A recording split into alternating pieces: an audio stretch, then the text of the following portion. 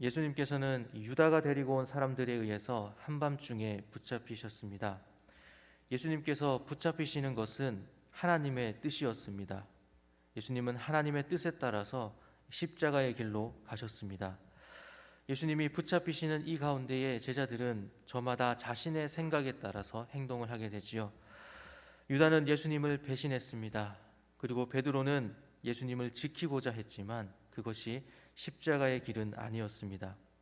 그리고 다른 모든 제자들 역시 예수님이 붙잡히실 때에 도망하는 것을 우리가 함께 보게 되었지요. 저마다의 모습들 가운데 오직 예수님만이 십자가의 길로 나아가셨습니다. 그리고 오늘 본문에서는 이제 예수님께서 신문을 받으시는 것을 보게 됩니다. 예수님이 붙잡히시고 또 종교 지도자들이 모여 있는 대제사장의 집으로 가게 되었습니다. 다른 복음서에 의하면 이 대제사장의 이름은 가야바입니다. 가야바는 예수님을 신문하기 위해서 사내들인 공회의 회원들을 불렀습니다. 이전부터 예수님을 죽이고자 했던 이들이었기 때문에 붙잡히신 이 예수님을 보자 이 사람들은 굉장히 기뻤을 것입니다. 이들은 예수님을 죽이기 위해서 사형에 해당하는 그 죄명을 찾아야만 했습니다. 그런데 그들의 뜻대로 되지 않지요. 55절 말씀에 대제사장들과 온 공회가 예수를 죽이려고 그를 칠 증거를 찾되 얻지 못하니 라고 말씀합니다. 예수님을 죽이기 위하여서는 그 죄명을 찾아야 하는데 죄를 찾지 못한 것입니다. 56절에는 거짓 증언하는 자가 많았다라고 말씀해 주고 있지요. 이 당시의 법으로는 법정에서 두세 사람의 증인이 이 죄를 증언해야만 이 사람의 죄가 사실임을 인정받을 수가 있었습니다. 그런데 이 두세 사람임에도 불구하고 증언이 일치하지가 않는 것이죠. 본문에는 이들의 거짓 증언의 내용에 대해서 한 가지 소개해주고 있습니다. 한 거짓 증언자는 이렇게 말합니다. 58절에 우리가 그의 말을 들으니 손으로 지은 이 성전을 내가 헐고 손으로 짓지 아니한 다른 성전을 사흘 동안에 지으리라 하더라 라고 증언합니다. 그러나 이 증언 하나도 일치하지 않았다라는 것입니다. 예수님께서는 실제로 무엇이라고 말씀하셨습니까? 요한복음 2장 19절에서 예수님은 이렇게 말씀하십니다. 예수께서 대답하여 이르시되 너희가 이 성전을 헐라 내가 사흘 동안에 일으키리라 라고 말씀하셨습니다.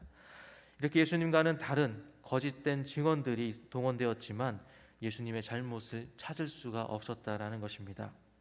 죄를 찾지 못한다면 풀어주는 것이 당연하지요. 그러나 그렇게 하지 않았습니다. 이 대제사장은 예수님의 증언자들이 일치된 증언이 되지 않고 예수님의 죄를 찾지 못하자 결국은 자신이 직접 나서게 됩니다. 마가복음 14장 60절에 이렇게 말씀합니다. 대제사장이 가운데 일어서서 예수에게 물어 이르되 너는 아무 대답도 없느냐? 이 사람들이 너를 치는 증거가 어떠하냐 하되 그러나 예수님께서는 이 대제사장의 물음에 침묵하십니다. 다시 한번 대제사장은 재촉하듯이 묻습니다. 내가 찬송받을 이의 아들 그리스도냐라고 묻습니다. 예수님은 이전까지 자신의 메시아 되심을 드러내는 것을 조심하셨습니다. 메시아이심이 드러나게 되면 이 유대의 종교 지도자들과 또 로마의 당국에 있는 그런 관리자들에게 관심을 받게 될 것이기 때문이지요. 그래서 기적을 베푸신 이후에도 예수님께서는 이것을 말하지 말라라고 엄하게 말씀하시는 것을 우리가 계속해서 보았습니다. 하지만 이때는 이제는 때가 되었습니다. 예수님께서 십자가의 길로 나아가야 할 때가 된 것이지요. 예수님은 더 이상 자신이 메시아이심을 숨기지 않으셨습니다. 62절에 말씀합니다. 내가 크니라 인자가 권능자의 우편에 앉은 것과 하늘 구름을 타고 오는 것을 너희가 보리라 말씀하십니다. 예수님의 대답이 끝나자마자 이 대제사장은 자기 옷을 찢으며 예수님께 신성모독이라고 하는 죄를 붙입니다. 이 다른 이들도 예수님을 사형에 해당하는 죄로 예수님을 정죄하고 있습니다. 예수님께 침을 뱉으며 예수님의 얼굴을 주먹으로 가격합니다. 심지어 하인들조차도 예수님을 손바닥으로 치는 것을 우리가 보게 됩니다. 이 진행된 신문의 내용을 보게 되면 대제사장들과 종교 지도자들은 예수님을 붙잡기 위해 모였지만 그 진행되는 신문 가운데서 예수님의 죄를 찾지 못합니다. 그러나 반대로 예수님이 말씀하신 이 대답 한마디를 통하여서 예수님을 붙잡을 수가 있었습니다. 이것은 우리에게 무엇을 말씀합니까? 예수님이 가신 이 십자가의 길은 하나님의 계획하심 가운데 있었고 또 그 계획에 따라서 정하신 그때에 예수님이 걸어가셨다라는 것입니다. 아직 때가 아니었다라고 한다면 여전히 이 종교 지도자들은 예수님을 붙잡을 수가 없었을 것입니다. 이것을 생각할 때에 우리를 향하신 하나님의 구원의 계획과 또 구원의 여정 가운데 우리를 인도하심을 감사할 수밖에 없는 것이지요. 구원은 하나님께서 우리에게 베푸시는 은혜임을 우리가 다시 생각해 보게 됩니다. 예수님께서 신문을 받으시는 신문이 진행되는 이 가운데에 다른 이의 모습도 성경에서는 말씀해 주고 있습니다. 바로 예수님을 뒤쫓아온 베드로이지요. 예수님이 결박되어져서 대제사장의 뜰에 가서 끌려가실 때에 베드로는 그곳을 예수님을 따라갔다가 예수님의 신문 받으시는 그 과정과 또 수치당하시는 것을 보게 되었습니다. 그때에 대제사장의 여종 하나가 베드로를 보게 되지요. 67절에 말씀합니다. 베드로가 불 쬐고 있는 것을 보고 주목하여 이르되 너도 나사렛 예수와 함께 있었도다 하거늘 이라고 말씀합니다. 이 여종의 말에 베드로가 부인하지요. 첫 번째 부인입니다. 베드로는 그 여종의 시선을 피하기 위해서 이 앞들로 자리를 이동하게 됩니다. 그러자 앞에서 베드로를 충응했던 이 여종이 베드로를 다시 보고 옆에 있는 사람에게 이 사람은 그 도당이라고 말합니다. 이번에는 베드로에게 직접적으로 말하지는 않았지만 주위에 있는 사람들에게 말함으로써 이 베드로의 정체를 이야기하고 있는 것을 보게 됩니다. 베드로는 자신에게 이야기한 것은 아니었지만 그 첫 번째 이 여종이 말한 그 질문 때문에 아마 굉장히 신경이 날카로워져 있었을 것입니다. 그 여종을 계속해서 주목하면서 그 여종이 주위 사람들에게 말하는 것을 귀 기울여서 들을 수밖에 없었을 것입니다. 베드로는 이 여종이 하는 말을 듣고 다시 한번 예수님을 부인하게 됩니다. 두 번째 부인입니다.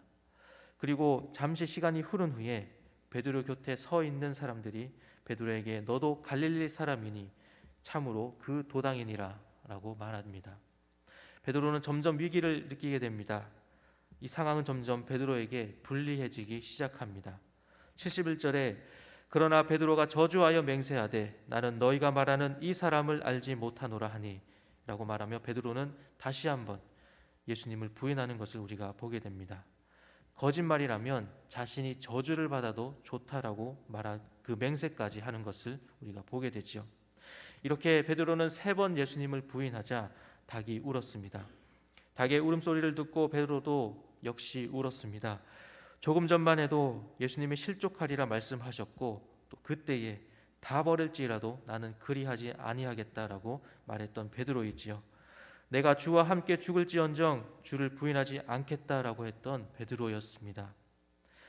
우리는 이 베드로와 같이 주님을 부인하지 않으며 살아가는 것처럼 착각에 빠져 있지는 않습니까? 어떠한 어려움과 또 위기의 상황 가운데에 주님을 부인하지 않을 것이라는 확신을 가지고 계십니까? 스스로는 믿음이 강하다라고 생각할지 몰라도 어떠한 위기 상황에서 어떻게 주님을 부인할지는 모르는 일입니다. 베드로는 자신이 할 수 있다라고 생각했습니다. 그러나 그 결과는 실패였습니다. 우리의 신앙생활 가운데에 혼자 힘으로 무엇을 할 수 있다는 생각은 때로는 교만일 수 있습니다. 작은 것 하나라도 주님의 도우심과 은혜 없이는 혼자서 감당할 수 없다는 겸손함을 가져야 할 것입니다. 오늘 말씀을 정리합니다. 예수님은 붙잡히시자 이 대제사장의 사저로 끌려가셨습니다. 그곳에서 신문을 받으셨지만 종교 지도자들은 예수님의 죄를 찾지 못하였지요. 오히려 예수님의 증언을 통하여서 예수님을 정죄할 수 있었습니다. 예수님의 말씀이 없었다면 불가능한 것이었습니다. 이렇게 우리를 구원하시는 십자가의 길은 하나님께서만 계획하시고 하나님께서만 이루어 가시는 것임을 우리가 기억해야 합니다. 또한 우리는 예수님을 부인하는 베드로의 모습도 보았습니다. 베드로는 자신이 예수님을 버리지 않을 것이라 확신했습니다.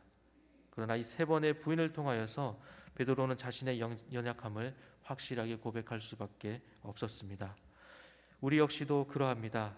작은 것일지라도 주님의 도움이 없다라고 한다면 아무것도 할 수 없는 연약한 존재임을 기억하기를 원합니다. 오늘 말씀을 통하여서 하나님이 이루어 가시는 우리의 구원의 여정에 감사하며 무엇이든 주님께 도우심을 구하며 나아가는 우리 모두가 되기를 소망합니다. 기도하시겠습니다.